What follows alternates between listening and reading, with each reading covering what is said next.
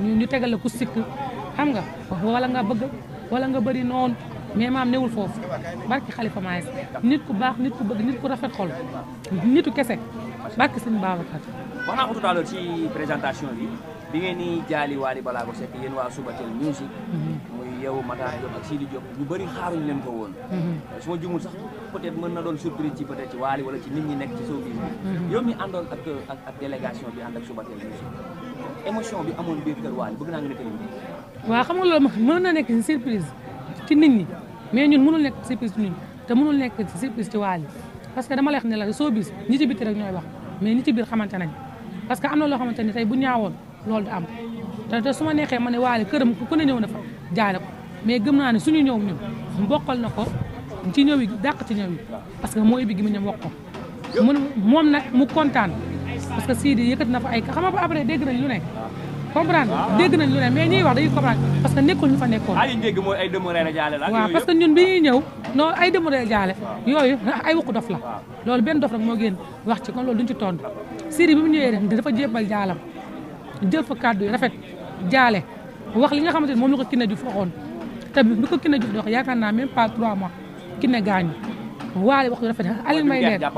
waaw Aliou Mbaye Nder jël kàddu wax yi rafet ni moom lépp lu Sidi def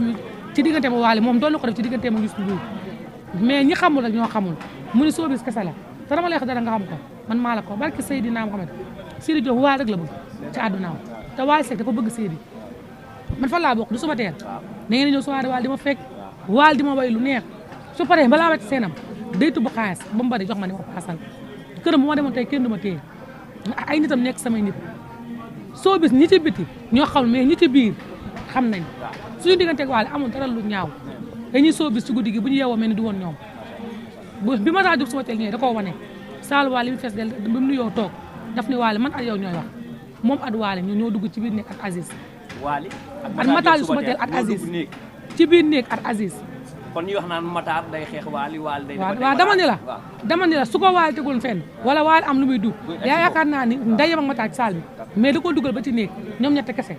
ay xatu Wally ñëpp a ngi toog waxkat yëpp a ngi toog ñu tënk lii tënk ñu ñibbisi dégg nga ba déggoo ma showbiz ñoo bokk ndey ñoo bokk baay Kiné Diouf mi dee tey moom Matar daaw ñu réeroo muy yaay Wally man xam naa ci dara Wally ay ndam yëpp samay nit la Ndiogu Mbaye xaritam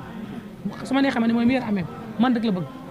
ñoom Aïda Diallo ba fa Gueye Sali Gueye Maana Niass ñooñu ñëpp samay nit te ku lim juum comprendre nga kon showbiz ñi ci biti ñooy wax mais ñi ci biir rek ñoom duñu wax parce que ñun xam nañ lépp mais nag nañu rafetal parce que àdduna bi dafa jeex ba pare barke Serigne Babacar jeex na ba pare kon na rafet. d'accord ana Zal Mbaye. Zal mi ngi fi. Zal mi ngi fi. waaw mi ngi fi wala ñëwagul. Zal waaw Zal fii la man jot naa information. Zal sama néeg la fanaan. Zal ñu ne jàpp nañ ko. jàpp. dikkal la ba plainte na ko bañ jàpp. Fanta ngi nii toog. barke dama ne la. barke Zal fu mu fanaan nga. waaw dama ne la barke Khalifa Ababacar Sy Serigne Babacar rek laa gëm. Zal Mbaye man sama néeg la fa ñun ñëpp Zal Mbaye Mame Ndiaye Sakho ñun ñëpp sama néeg lañ fanaan. kon Zal jàpp nga Fanta bu ngi nii toog léegi Zal jàpp nañ. waaw toogal fekk ci kanam.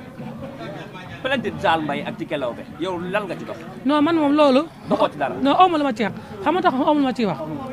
xeexu TikTok man bokkuma ci bu dee xeexu jàkkaarloo wala xeexu mbedd wala xeexu programme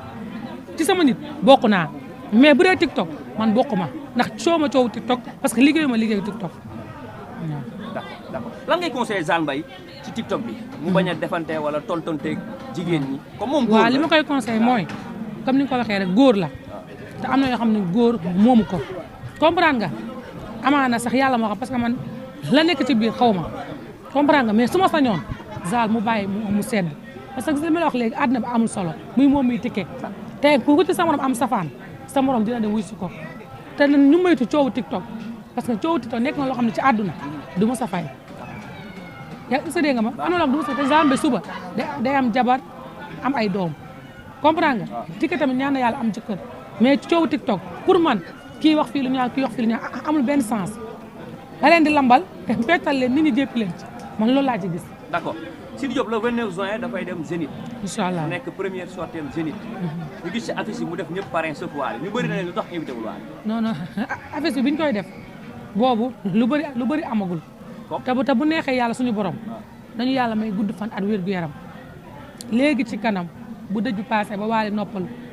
léegi ci kanam di ngeen gis vidéo di ngeen xam ne Wally Seck du ci silib caay la. mais loolu c'est pas trop tard. non non c'est pas trop tard. c'est c'est pas trop tard dama ne la c'est pas trop dama ne la fekki fan. ci kanam di nga xam ne Wally. kon day expliqué erreur bi quoi erreur bi non non du loolu sax mais magam la te day ñëw jàppale ko te day ñëw dooleel ko dégg nga ma parce que Wally at Matar waxtaan nañ. kon jaana kon mën nañ xaar Zénith Wally Seck ci kaw chaîne bi ak Sidi. non Zénith bi day neex. Wally dafay toj man maa la wax lii. léegi may ñaanal nag ñëpp jàmm di gërëm Fanta Mbuub mii ndax nee naa ko ne natt yu baax yi ci réew mi moo ko yor xam man faale ma kenn waaye natt bu baax bu jub bu réglé Fanta Mbuub la boolewul dara ki wax barke yoon te fekk ñaari fan sénégalais di ngeen xam ne waxkat yi liggéeykat duñu benn liggéeykat baa ngi nii kum neex na nga yor sa làmmiñ di wax waaye dama ne liggéeykat bi suñu xarit bii la boolewul dara ki wax ma wax la dara nag mu am ñaanu waajur dégg nga ma ay doom baayam samay doom nday lañ ma xam famille bu mbokk xam nga xale yi nekk fi di wax bu ñu waxee mu génnee famille wax ju leer ci làmmiñam bi wax ju leer cangul amul benn problème natt yu baax yi moo ko yor te liggéey bi moom la nañ bàyyi xale bu mu liggéey sama xarit bi maa ngi sa ginnaaw ku la laal ma waaw ñu ngi leen di sant bu baax a baax tey ñu gis sa bési doom bi waaw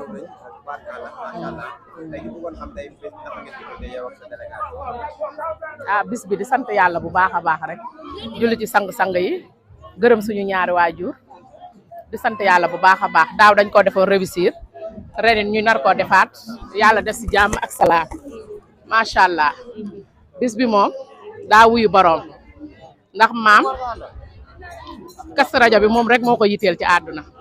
lu muy def lu ne ba mu des bu Kazu Rajab ñëwee rek day bàyyi lépp waaw yéen tamit journaliste yi ñu leen di sant di leen gërëm macha allah waaw kay bis bi moom wax dëgg yàlla kontaan nañ ci torop. macha allah ñu ne chaque année mi ngi koy def mi ngi réussir. ren bu ñëwaat def ko at bi ñëw. ban conseil nga koy jox ci li nga xam ne mi ngi koy def chaque année. xanaa di dolli sant yàlla rek ci li ma waxoon rek dolli sant yàlla gërëm suñu ñaari waajur bis bi moom bu neexee yàlla mi maye nga xam ne dara tëw ko chaque at day gën a yokk rek macha allah parce que mburoog chocolat la commencé woon ak café mu jékki-jékki ray benn nag ñu ne déedéet mu rayaat ñu ne déedéet mu tëral tey juróom-ñaari nag waaw boole ci xar boole ci ginaar bopp ci lépp ñu koy sant nag bu baax a baax alhamdulilah. tey jii lan nga mën a wax ci Mame Ndiaye. Mame Ndiaye li may wax si moom dafa bari